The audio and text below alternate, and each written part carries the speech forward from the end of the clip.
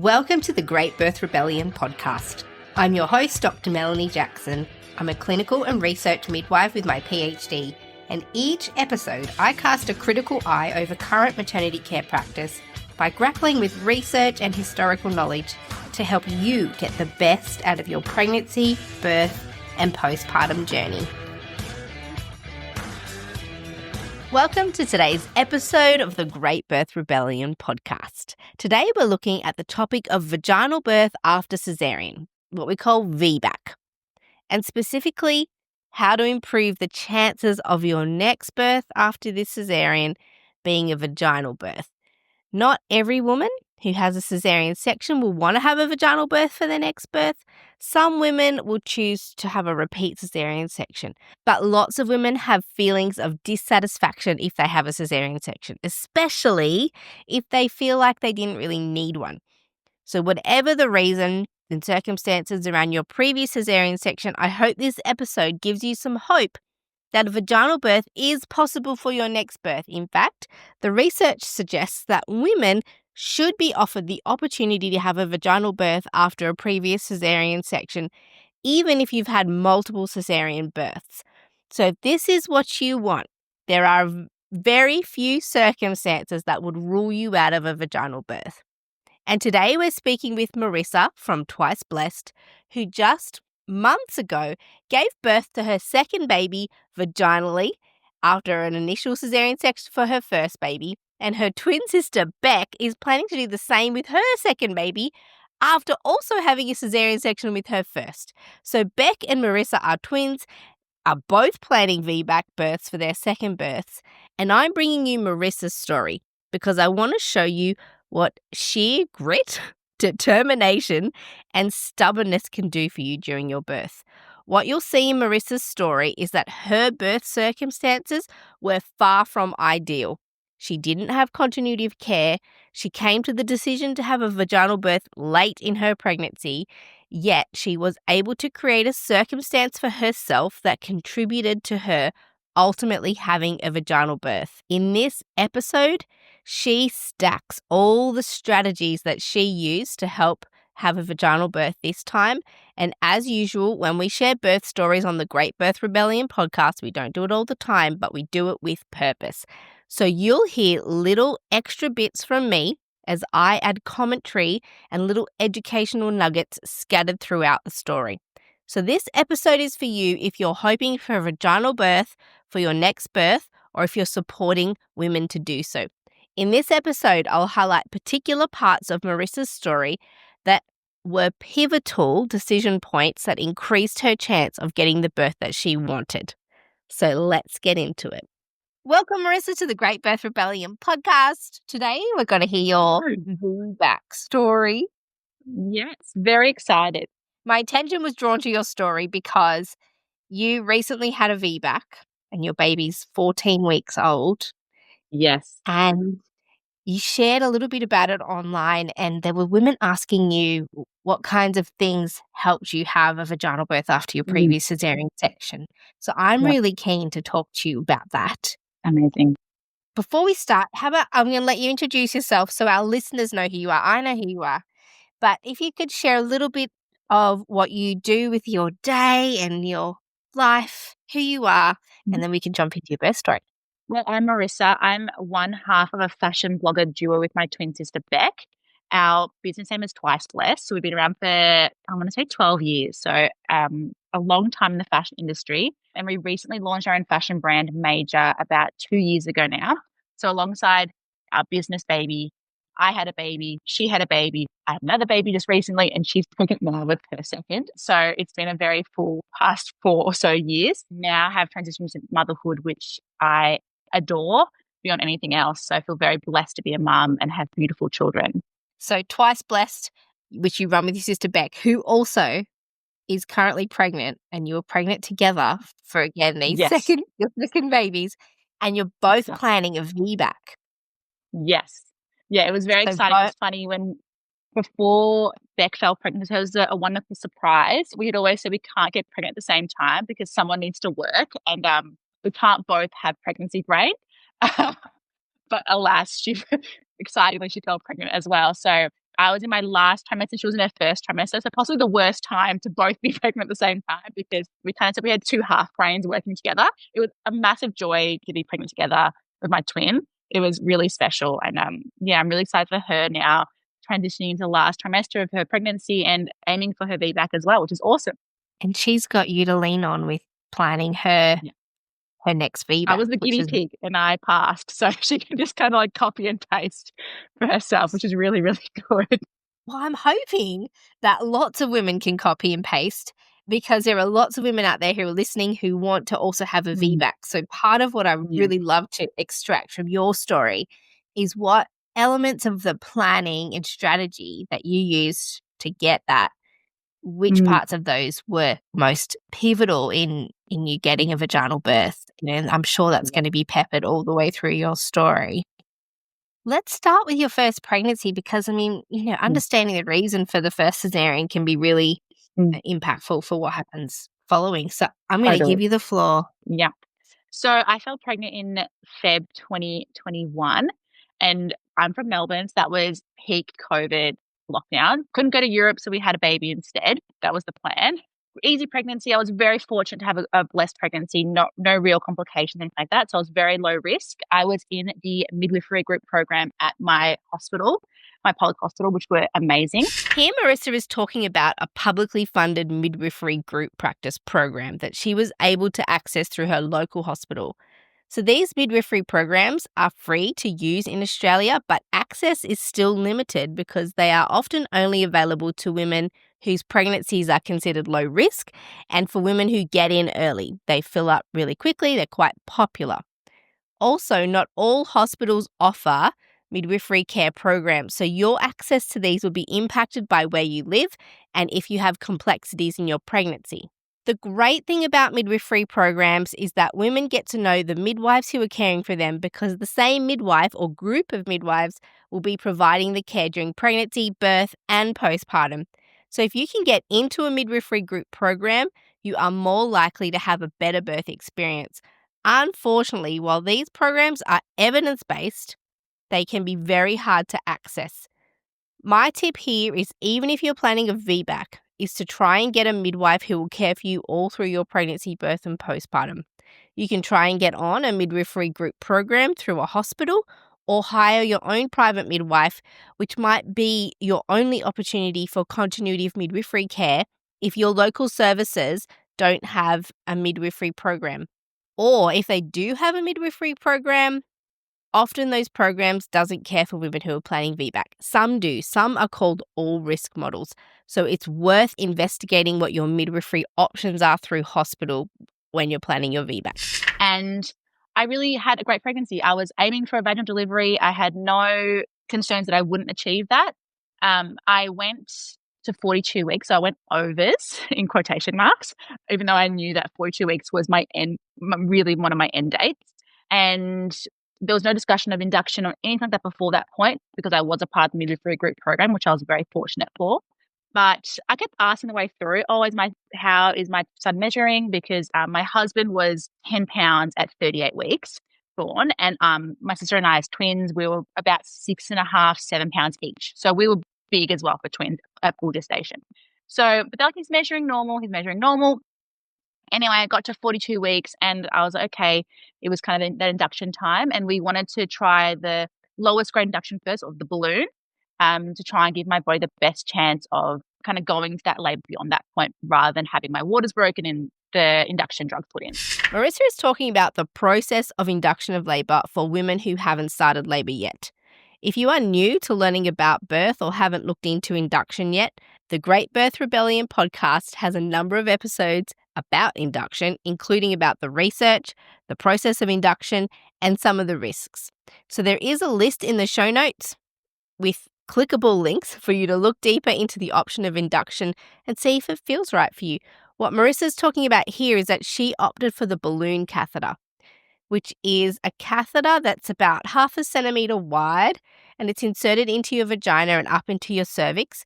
And once it's in your cervix, it's inflated, and 1 or 2 balloons inflate in your cervix as a way of kind of prying it open to start dilating it? So we did that. Unfortunately, I didn't dilate that much. It was 2 centimeters overnight. And then from then, it really was a cascade of interventions from that point. So in the morning, I was still confident I could deliver vaginally. Waters are broken. A few hours after that, nothing really had progressed. So we had drugs put in. And then from there, obviously with the contractions got really intense really quickly. I couldn't really acclimate to the pain. So from that point, I really lasted 4 hours, I think, and then had the epidural. And then from that point, it was a slow next 15 hours of just kind of like trying to move around. I still could move around enough, but then my son became posterior. So we're trying to move around different positions. And then from what I remember, almost 4 years ago now, he was impacted on my pelvis. So I had blood in my urine, and then I had a low-grade fever. So they were treating all these things. This combination of things that Marissa is describing sounds to me like what midwives call and doctors call obstructed labour, meaning for some reason the baby is being prevented from coming out. And an obstruction can be caused by a few things. Could be posterior babies in an uneven position, epidural, the pelvis size, the force of contractions, the size of the baby, and things that maybe compact and further push the baby into that compaction, like really strong contractions or an induction. There can be lots of things, but with obstructed labour, we typically see this pattern where there's blood in the woman's urine, fever, an extended period of time in labour, and over time the baby can become distressed if the reason for obstruction isn't resolved. And I think by the end of it, I had dilated to around 7 centimeters, I think. But this was like 30 plus hours from the balloon until this point. So I was exhausted. Even with the epidural, I was exhausted. And I had a wonderful OB who came in, very calm, sweet, sweet man. And he said, "Hey, Marissa, there's no pressure at all, but you've been here for a long time now and just not progressing as much as we'd like to see you. Do you think maybe it's time for a cesarean?" And I said, "Okay." By this stage, I was exhausted. I was like, I'm done now. I think I kind of maxed out all my capabilities to what I can do. And they pulled my son out eventually 10 minutes later, and they all started laughing because he was humongous. He had a 40-centimeter head, set 4.72 kilos, just like a big, big kid. So obviously, yeah, he just didn't want to come out, and everyone started laughing. And I was fortunate that I had a very casual style cesarean. It wasn't that emergency cesarean that a lot of people do experience, which I was very fortunate for. And I didn't have the trauma of a traumatic birth, which I'm also very, very fortunate for. I felt very in control of my decisions to have cesarean. This right here, this is the key element for women. Even when things don't go to plan in your birth, feeling in control of decisions at your birth are a key element of leaving your birth not feeling traumatized. Your birth might not be what you wanted. You can still and may still feel disappointed by the events, but if you feel like you were in control of the decisions that you made, this is a key element to avoiding trauma at your birth. And I'm going to take this opportunity to let you know about a masterclass that I just ran a few days ago. It was all about how to increase your chances of having a great birth. If you couldn't be there live, that's okay. We've got a recording of the masterclass. If you go to melaniethemidwife.com and you can listen to the masterclass for free. It's all about increasing your chances of having a great birth. And this here, what Marissa is talking about, the feeling of being in control of the decisions that are made at your birth, is a key element of leaving your birth without feeling traumatized. I just found my induction part the trauma point for me. I hated the idea of being induced, and I think that caused a lot of stress on my body, and I couldn't get Levi into the right position because I couldn't move very well with the epidural. So then fast forward, fell pregnant again. In between both pregnancies, I had a miscarriage, I had a molar pregnancy. So I was already very aware of how medicalized the system was through that process as well. So then this time around, fell pregnant. Post-COVID, I think a lot of people are swinging to a less medicalized system, which I definitely am that kind of person now too. And from the start, in my mind, I was torn between the idea of oh, cesarean's just easier. It's elective. I can just stroll myself in, leave. I can go to my parents' house. That kind of idea of being a mum and trying to, risk manage everything. It felt like the easier option.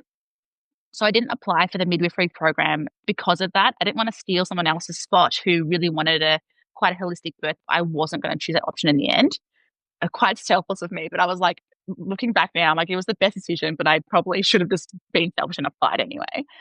I was torn, but I deep down, I still really wanted a vaginal delivery. I very strongly believe that this is how God's designed us to be able to give birth and carry a child and give birth vaginally. And I really wanted to trust my body that I knew that I could do it. I just wasn't allowed to the first time around. My body just didn't allow it for whatever reason. And I wanted to fix that for this time around. So got into the system, went to my hospital. The first appointment I had was with an OB actually this time rather than a midwife. And the first thing they said to me was like, oh, you don't want to have 36 hours again for another cesarean. Just go for the elective cesarean. Don't even bother with vaginal delivery. They didn't even bring up a vaginal delivery. They just said cesarean. And I was like, oh, okay, sure, fine. So I kind of slipped under the radar for a little bit. Didn't really say too much about my, birth plan or birth options. And they just kind of just penned me as an elective cesarean. So I was like, I'm not going to say anything until I know what I want to do. So yeah, went through probably most of my pregnancy, still tossing up. And I think it was around 30 weeks. So it was quite late in my pregnancy, but I hadn't really decided yet. And I think it was my 28 or 30 week appointment. The obstetrician that I saw said, oh, so you booked in at 39 weeks to cesarean. And I was like, 39 weeks? She's like, yeah. I'm like, I don't want to, if I'm going to have cesarean, it's going to be after my due date. And she's like, no, we don't do that here. It's 39 weeks. And I was like, oh, cancel it. I was like, there's no way I'm getting cesarean before my due date because it's not giving my body a chance to even deliver naturally or go into spontaneous labor. I think from then, that's when I decided the system isn't in my favor for letting my body to go into spontaneous labor, which is what I need to deliver vaginally in my mind. So from then, I'm also Greek, so I'm really stubborn. So I was like, that's it. Foot down. I'm not having a cesarean. I'm having a VBAC. That's like, it is final in my mind. Here we go. Marissa is about to explain some of the critical elements that I think tip the odds in her favor for a VBAC. Firstly, she talks about her absolute stubbornness and determination, and this gives women a lot of grit and resistance in being swayed. So pay attention. She's about to stack some other tips about how she had the VBAC of her dreams. So from then, I just tried to immerse myself with as much information as possible. There's another one. Immersing in as much information as possible. This is Marissa realizing the importance of being educated enough so that if she needed to, she would have the power to make informed decisions that she could feel good about. I joined the VBAC Australia Facebook page, which has been instrumental in just feeling confident hearing other women's birth stories. Or there is another one.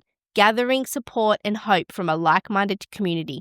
So remembering this is something that Marissa pursued. She didn't sit back and wait for people to come to her. She took an active interest in her birth experience. And hearing the stories of women who have done what you want to do, it strengthens your resolve because you know it's possible. Or failed VBACs and what they think could have fixed that given story that really helped me. I read the Birth After Caesarean book, which is wonderful as well. They really helped me feel more equipped. Here, Marissa is still gathering information and becoming as educated as possible. And this book that she's talking about is called Birth After Caesarean by a friend of mine, Dr. Hazel Keedle. And we have interviewed Hazel on the podcast before about birth after caesarean and about her book. So I've linked the episode in the show notes so you can go back and listen to that one. It's something that helped Marissa.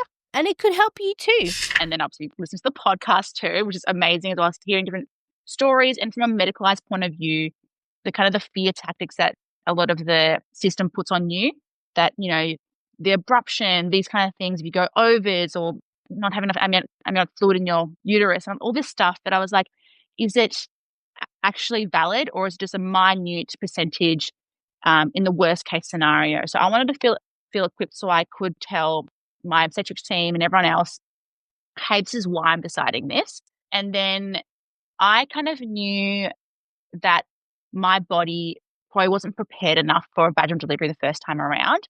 it was COVID, so we were very limited in Melbourne to go see, bodywork specialists or osteos to get manipulation done. And I kind of felt now looking back at what I could have done better was my body actually prepared enough? Was there tightness or sore spots that baby couldn't descend properly from my pelvis that I could actually mitigate this time around? Here's another strategy. Recognizing and mitigating risk factors, or at least understanding your personal circumstances and taking steps to see if there is something that you can do ahead of time to mitigate the risk factors that you might have, or change your personal circumstance to give yourself the best chance of avoiding the things that you don't want to happen to you. Here, Marissa felt that there was some work that she could do on her body to avoid what happened last time, that obstructed labor that she was speaking about. So, funny enough, a girl that I had seen on my first pregnancy just via Zoom to talk about birth preferences called Gabby, she had now started a bodywork company called G. Laurie Bodywork, Labor and Bodywork. And she was actually a midwife at my hospital when I delivered as well. And so I was like, I'm going to reach out to her to see if I can get some bodywork done to see if there's some tight spots that is kind of impacting how baby's moving down the birth canal, and I can kind of mitigate. And she, I would probably say, would be the biggest influence into my outcome of my VBAC. I saw her and she was like, oh, your external body and muscles are actually really loose. You've got no sore spots. Your hip flexors are really nice and loose. It's all great. She's like, I suspect you've got internal tension. And so she directed me to one of your podcasts. I can't remember what the episode was, but it was with you spoke to someone who did internal release work. The episode she's referring to here is the episode that I did with Fiona Hallinan on internal release work. I've linked it in the show notes for you. Easy to find if you want to listen to that. And she's like, it's a little bit woo-woo, but just listen to it. She's like, that's what we're going to be doing. And it was amazing. So I was like, it just makes sense, obviously. You've got tight spots on your muscles. You can have the same internally. So we did 2 or 3 sessions, I think, of internal release work. And it was funny, the first session, she's like, there's so much tightness internally on your left side, which she was talking about the left side as female is our feminine side and how that can impact birth and baby living vaginally. So we did a couple of sessions of internal release work, which I think was an absolute game changer. I had a really tight cervix and sacrum at the back, which I was like, that's probably impacting how my son could have come out. If it was so tight, there's no space for him to come out and it's so tense. That was, I think my last session with her was around the 38-week mark. And the day after, I had contractions all day, which was huge for me because with my son, I had no spontaneous labor signs whatsoever. So I was like, okay, something's happening. This is great. Beyond those things that kind of helped me mentally prepare and kind of physically prepare, I did all the other things like the dates, the raspberry leaf teas. I was like, I'm throwing everything at this. And if it's still end up a cesarean, I did all I could do. Yes, this is it. She's nailed it. Do all that you can do. Find the parts of your journey that you can be in control of.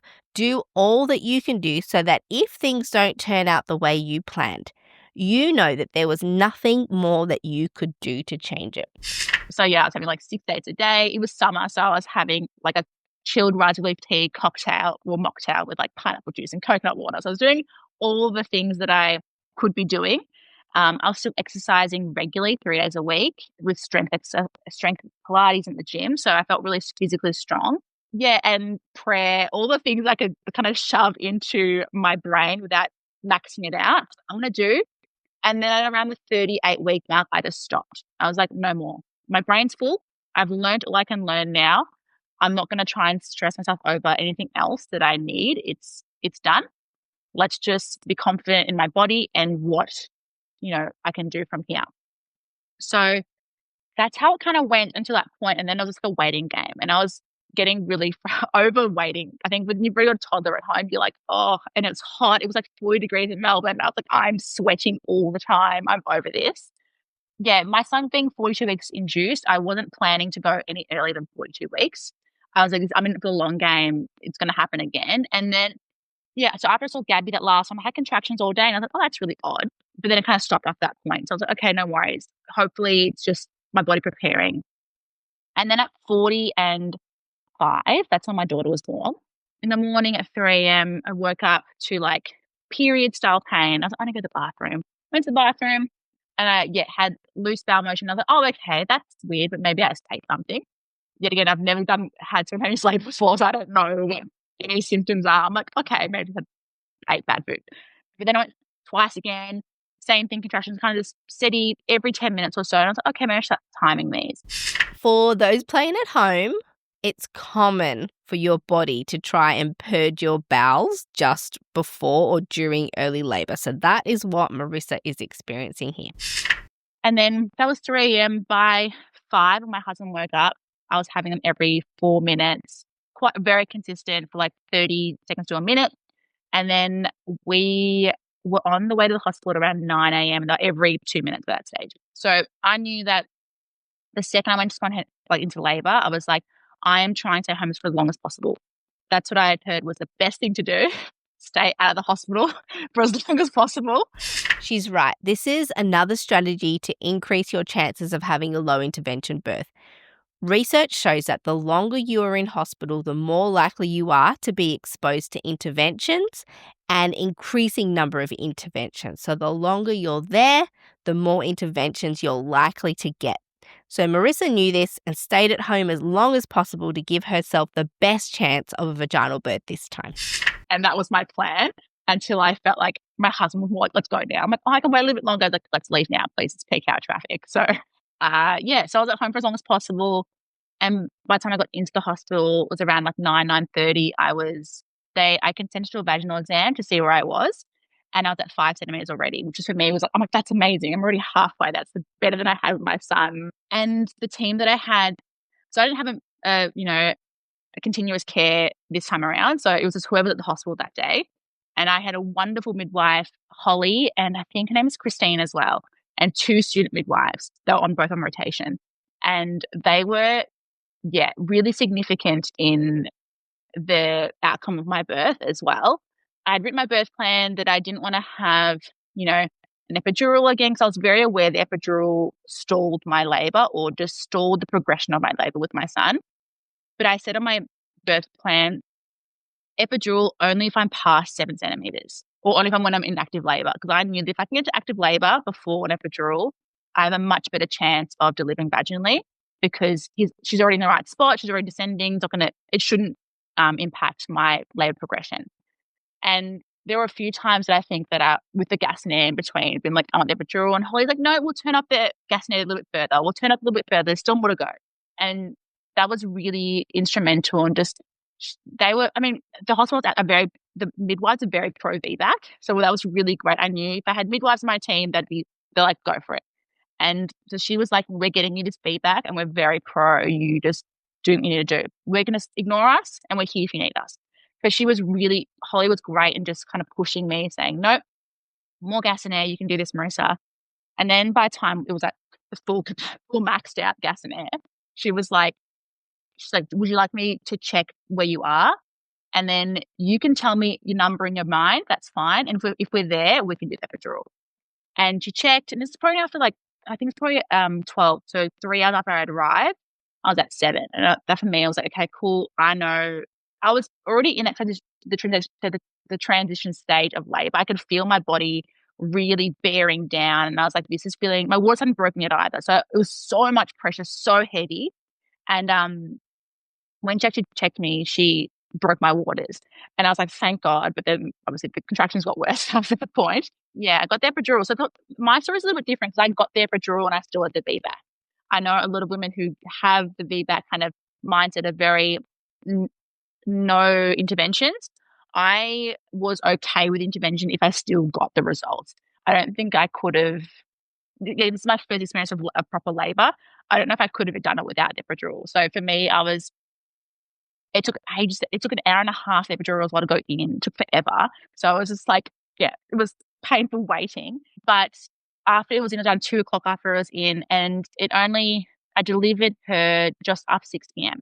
So from start to finish, it's actually a significantly shorter labor than my first. But my body could actually acclimate. I could still move around. I was shuffling different positions. I was going my 4-point kneeling. I was moving around. So I didn't want to have a full block. I wanted to still move around. I knew that was important as well if there was any, impacting. I kind of say my daughter and I were a good team because she really did a good job as well of being in the right position, being engaged for a really long time and shifting where I needed her to be. So yeah, after that point, it was like maybe quarter past, it was 5:30. She's like, let's do another check on you. It's my new midwife, Christine, because the OB wants to see where you're at. And she's like, oh, you're 10 plus 2. She's like, you're ready to go. She's like, congratulations, you're not having a cesarean anymore. And it was a really beautiful moment because she's like, she had kind of seen my whole story and I shared everything with her as well after I was nice and calm, epidural. And she's like, congrats, this is not going to be a cesarean for you. So pushing was very interesting because I'd never pushed before. So I needed a fair bit of coaching because I was like, she's like, bear down. I was like, isn't that what I'm doing? She's like, no. I was like, okay. So I didn't want to deliver on my back in stirrup because I knew as well the risk of tearing would be increased with that. So we're doing a lot of different positions first. Sideline, 4-point kneel, leaning over the bed. And I just wasn't engaging. The mind-body connection wasn't there for me. What Marissa's talking about here with epidurals, this is very common because an epidural significantly reduces the sensations that you feel during labour. So it's very hard to know when and how to push when it's time to push your baby out if you've got an epidural. So usually when it comes to pushing, my advice is to go with your body. But when you've got an epidural, the pushing process is different. You do need some guidance from your care providers because you aren't feeling labour in the same way as you would without an epidural. So for this reason, women often do need coaching to push and to help them get their baby out. And that's what Marissa's explaining here. So after like 20 minutes, she's like, hey, Marissa, let's try on your back and see how it goes. And I got it straight away. It just made the most sense to me. So I was pushing for probably about 20 minutes by that stage. And the OB's like, hey, Marissa, if you don't get baby out, because her obs were a little bit up and down. They're like, if you don't get baby out in the next 5-10 minutes, we're going to use forceps and episiotomy. And I just did not want that. I was like, I'd rather tear. I don't want episiotomy. And I don't know what happened, but I think it was the fetal ejection reflex. My daughter literally just shot out with one push and her head like shot out. They were like, slow down. I was like, I didn't do anything. She shot out. And then after that, I slowly pushed her out for the rest of her. But her head shot out. I got a 2nd degree tear because of it. And she burst through, I think, one of the blood vessels on her way out. So I had a 1.2 litre hemorrhage. And half of it was from before she was even born. But she just did the rest for me. And that was it. They're like, you really didn't want the episiotomy? I'm like, no, I didn't want to be cut. She just shot out. It was all a bit of a blur after that. Because like I said, I was having a hemorrhage. They called, emergency and stuff as well. So after like 5 people being, there's like 20 people after 5 minutes. And I'm just like a little bit in la la land. Like my husband's like just white as a ghost, being like, oh my goodness. And I'm like, unwrapping the cord from her neck, like la la la la la, just like holding her and rubbing her back, make sure she starts crying. And he just like white as ghost. Everyone's stabbing me with like, I don't know, different things, blood clotting things. And I'm like, I didn't care at that point. I was like, I'm done with the medical stuff. I don't care. Put the drugs in me, just get everything out, get done, sew me up, I'm good. And that was it. I think I'm still in a bit of shock thinking that I had a VBAC. I think it was one of those things that as females, we probably do put in a bit of a pedestal as like the ultimate end goal, which it's wonderful, but any birth is beautiful, obviously. I think for me, it was just like, oh, I did it. And it wasn't as hard as I thought it'd be. The hardest part was going to spontaneous labor. The birth part wasn't. It was my body shook over. My body knew what to do. It was the spontaneous labor that was the hardest hill to climb for me, I guess, and even mentally and physically. And it was awesome. She was just there, and I'm like, it was a great team effort. Everyone at the hospital were sensational. Literally every single midwife, OBs, they were pretty good, but a lot of the ones I saw during my pregnancy were very anti-VBAC. But the ones I had on the day were wonderful. The midwifery team were just sensational at the hospital, and after that all came in, they were like cheering me. They were so happy, and it was just really special. I think they have it. The hospital is Boxall Hospital in Melbourne. They have 80% VBAC success rate from 70-80%. So if you go there, you're most likely going to have a VBAC if that's what you're planning, which is another thing that I felt really confident in, that the team there wanted the best outcome for me and they knew it was going to be VBAC. And it was special that I had 2 student midwives there too. So they were really happy. They were like, this is amazing. This is the coolest thing ever, seeing a VBAC. So yeah, it was a really special experience for me and one that I was really proud that I got to do. So there were obvious elements in there that really were pivotal in you Mm. getting the outcome that you wanted. Yeah. So already, and I feel like so many women will be in this position where they're, in their really close to giving birth, really like Yeah. making that decision at 30 odd weeks to have a VBAC. There's not a lot of there's not a lot of planning time. You're already into the model of care that you're in. There's so many things that are already set. Yes. And to me, it sounds like the really pivotal points were, firstly, obviously it was a deal breaker to have a cesarean sooner than your due date, which Yeah. I love that you made that conclusion. If your last baby went to 42 weeks, it's quite possible that your other babies are going to need longer to gestate as well. And so a 39-week cesarean section for you could be a birth 2, maybe 3 weeks earlier than your baby needs. So that feels like a really pivotal point where you're like, do you know what? That's a massive deal breaker. I need to consider another option. And then you kind of made the best out of whatever scenario you were in. There was no continuity of care at the time. It was obvious that the obstetricians preferred that you had a cesarean section again. And so then you pursued this body work. And the podcast episode you were referring to was with Fiona Hallinan when we talked about internal release work, which obviously made some kind of difference to your internal pelvic structure and helped the baby navigate your pelvis. And a few other things that I think were great that really all women could do is wait at home a bit longer before you go to hospital, because like you said, you got there and you're already in established labour. Can I ask what kinds of things helped you at home? Because something that holds women back from staying at home is they either feel a bit frightened or unprepared, or maybe their partner's a little bit uncertain about being at home in labour. Was there anything that you did at home before going to the hospital that made you feel confident to stay as long as you needed to? Well, I had everything kind of packed and ready to go. So I had my TENS machine here that I'd used for my first pregnancy that I really loved as pain management. I didn't really get around the combs or those kind of things. And the fortunate thing was, as good or bad, that my son is a chronic waker up overnight. So my husband was in his room all night. So I was actually by myself for a bit of the time. So I didn't have to tell anyone. That was probably the best thing.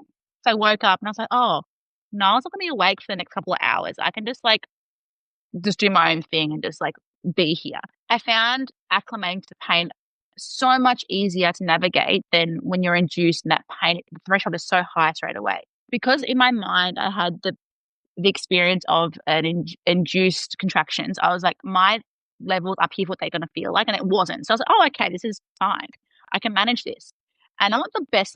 I don't have the highest pain threshold, but I was like, oh, I can manage this. And then by the time my husband got up, my son was still asleep, which is great too. So we kind of he's like, do you need anything? I'm like, I'm going to eat now. I think if I'm going to eat, it should be soon. So my husband made me high protein food. So I felt like I had energy. I'd also got to mention I saw my naturopath as well previously, probably around 30-ish weeks too. So she was also like, yes, no cesarean, have a vaginal delivery. And she gave me all these tonics and stuff to kind of help, and a kind of a bit of a care plan for when I go into labor, having magnesium powders. So it's also on top of that as well. I think it kept me, so during the day I had my hydration station, all my water and my magnesium thing going. So I kind of just waited it out. I was timing, just breathing through everything, trying to be as kind of mind body connected as possible when I was at home. And I wasn't opposed to going to hospital earlier. It was more so I don't need to go yet. I'm going to go when I feel like I can't manage the pain anymore. That was my threshold. It wasn't about the timing. It was, can I manage this pain by myself? And then also, it was also peak hour traffic time with schools. So I was like, it's 8:39. It's going to take us a little bit longer to get to hospital. So we tried to time it around 8-ish. My husband was like, it's every 3 minutes. Let's go now. I'm like, no. I'm still happy to stay here. He was kind of pushing me to go. And I was like, no, I'm still comfortable. I'm managing the pain fine. I've only just put the TENS on. Let's just wait a little bit longer. There wasn't a hard and fast, we're going to leave this time. It was let's just see how I'm feeling and kind of drag it out a little bit until I feel like maybe it's the best thing to do. This is more intuition. Let's leave now. Yeah, but I felt comfortable. My waters hadn't broken, so I didn't have to worry about mess yet at that stage. So there's no towels needed. I'm just comfortable, just kind of sitting on my bed in different positions. Well, so do you think this is a big question too. I mean, if you had another baby, Mm. do you think there's anything you would do differently from this time? Like, it sounds like you're pretty satisfied with the overall Yeah. outcome. Yeah. In an ideal world, I'd have a home birth. I think that'd be so awesome, or a water birth. Because I had the continuous monitoring this time around, which is part of the hospital policy they didn't really want me to sway from. And I probably didn't, I guess, care enough to say no to. I couldn't do a water birth. What Marissa's talking about here is CTG heart rate monitoring for her baby, where two circular monitor discs are strapped onto your belly, about the size of a tennis ball, and they relay the baby's heart rate continuously back to a machine, which gives you a readout of your baby's heart rate. It also can tell when you're having a contraction. So most hospitals won't allow you to get in the water if a CTG monitor is on. Some have waterproof monitors that could work remotely, so the cords don't have to be attached to the machine, but that's not always possible depending on where you are.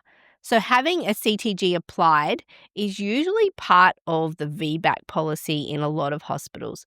So if you want to have a VBAC in hospital, the staff there and the policy would state that you have to have a CTG.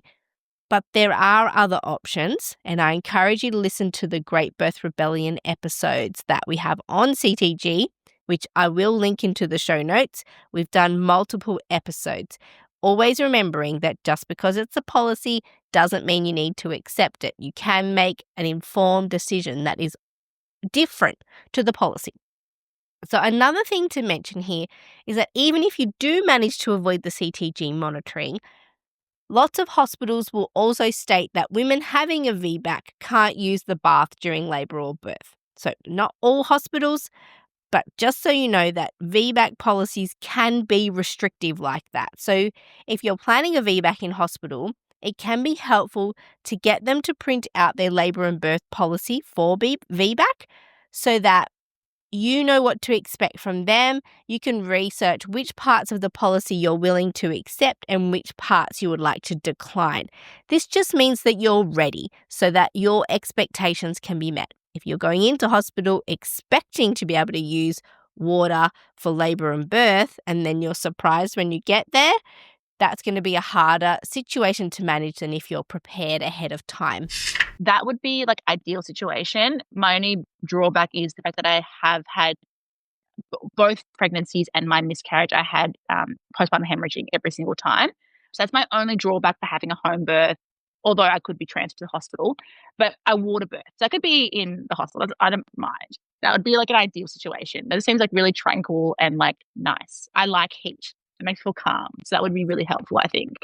And because your sister Beck is planning her VBAC now, what advice have you given her about what she can do to also have a vaginal birth this time?